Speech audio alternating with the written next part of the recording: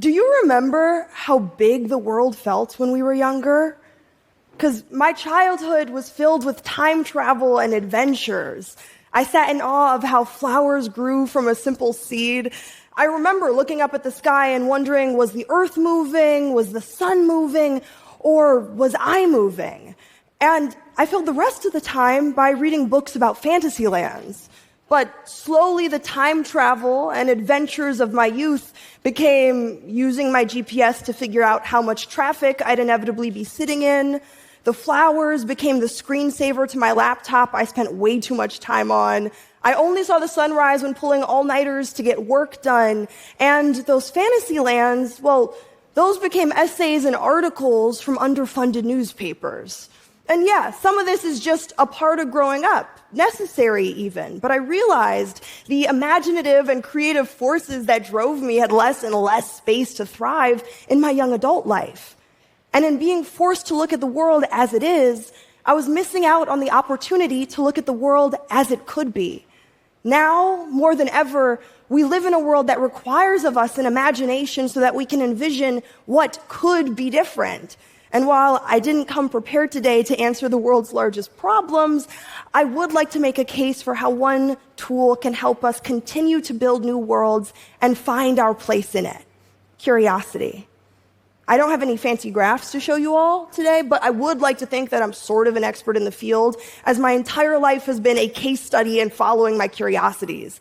It started super simple. My Grampy and I would reimagine and act out the entire saga of the Odyssey with my Polly Pocket dolls, as one does at the age of 4. And around the age of 5, I asked for every religious book. Fast forwarding to 13, I read my first short story from the formidable James Baldwin, and my life was forever changed. Needless to say, I was grateful to be surrounded by a community of people that honored my interests. But as I got older, I began to get confronted by a big question. Are you sure about that?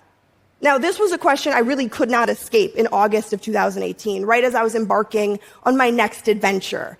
I was beginning my freshman year at Harvard, right as my television show Grownish began filming season 2.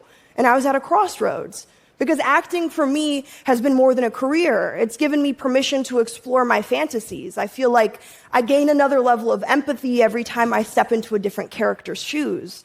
But my education has been equally as pivotal, because my education has fulfilled my endless desire to know places, to know the events that have shaped us, the communities that have built us, the obstacles that have tried to stop us, the mistakes that haunt us, but selfishly, to know about myself and my place in the world. So my two lifelong passions were colliding, and I was being told by academic advisors and entertainment folk alike, although no one on my team, that there was no symbiotic relationship between the two worlds. I was searching for an and, but I kept getting presented an either or. And I almost let those 5 words, "Are you sure about that?" stop me.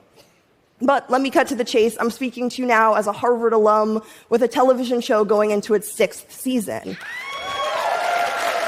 It's cool. And while my college predicament may have been unusual, I do think this experience is quite universal. Because 1, I'm far from the first person to go to school while working, but also I'd go so far as to say all of us juggle multiple interests, passions, and jobs. Yet there comes a moment on our paths where we're expected to get serious, to find our one thing, stick to it. We're told that our multiple areas of interest that we are equally drawn to are incompatible, and hit with that all too familiar, "Are you sure about that?" Suddenly, we go from being expected to know math and a language, science and history, to operating in this narrow silo for the sake of becoming an expert or really good at one thing. I mean, think about how many times we ask each other the question, "What do you do?" Which is really a proxy in my mind for a much more pressing question, "Who are you right now?" Because what we do is only a fraction of who we are.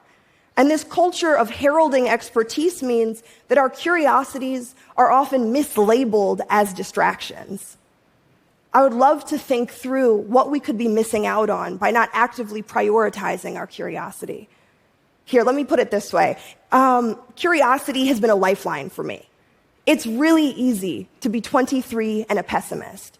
It doesn't take many observational skills to see the deep flaws and fissures of our world.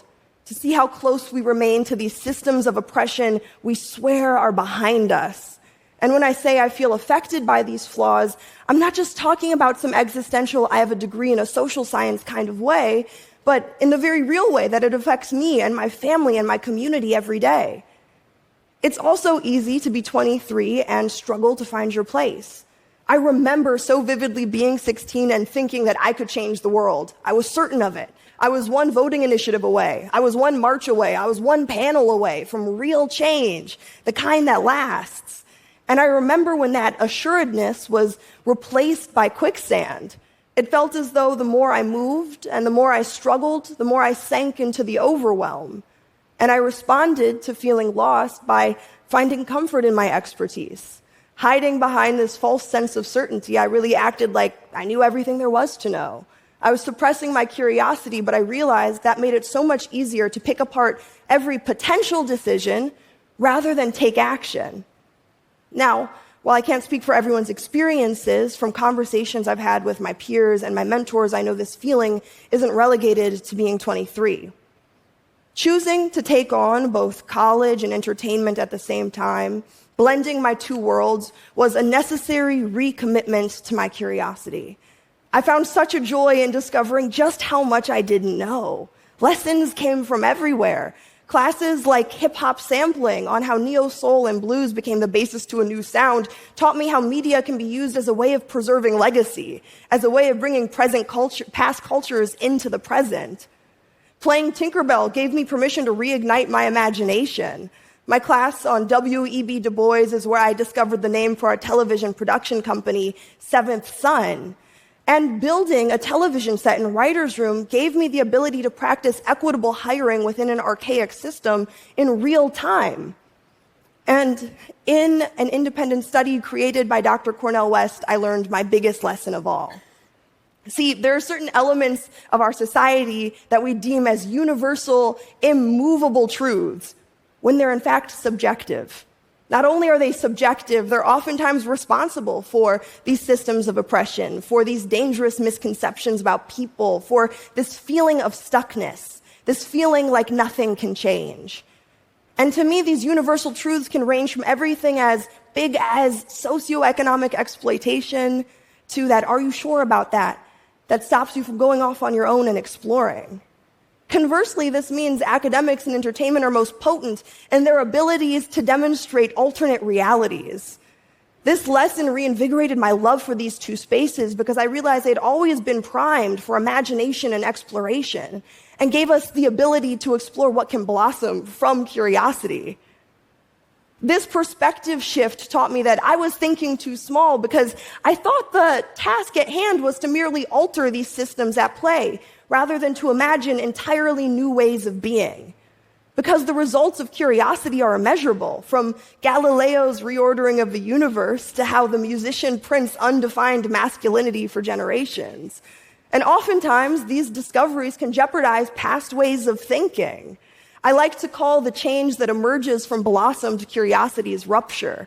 If tradition is the result of repetition, then rupture is the introduction of something fresh. It's bridging together two spaces often kept separate for the sake of achieving new ends. And it's of insisting that there are possibilities outside of the ones we've been presented with. But too often, dreaming is relegated to the academy and to Silicon Valley and to all of these exclusive institutions, when it is in fact the daily curiosities of every one of us that holds the most potential for rupture. Now, if you aren't convinced just yet that you are a universe-shifting change maker, then it is my duty as a history nerd to remind you that most of these leaders of these social change movements that we credit with giving us the world that we live in today, change was not their day job. Dr. Martin Luther King Jr. was a preacher paying attention to the works of Gandhi across the ocean while reading Tolstoy. But I also think of my own papa, who used his position within education to enfranchise Black children in Madison, Wisconsin. I think of my cousin, Anousheh Ansari, who went from looking up at the stars in Iran to flying to the space station. I think about the protesters in Iran, led by women and children putting their lives on the line because they're curious about what a society looks like that values women, life, and freedom. Now, if it isn't clear, do you know what the byproduct of curiosity is? Possibility, surprise.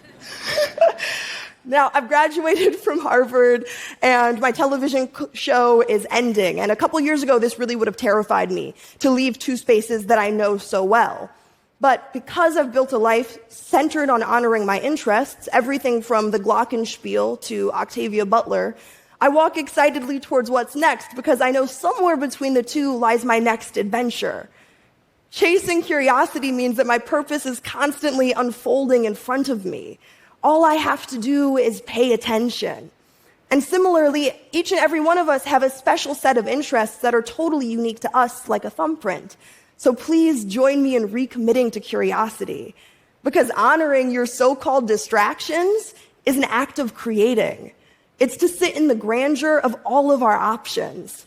It's to acknowledge our infinite possibilities when the world tries to convince us it is indeed finite.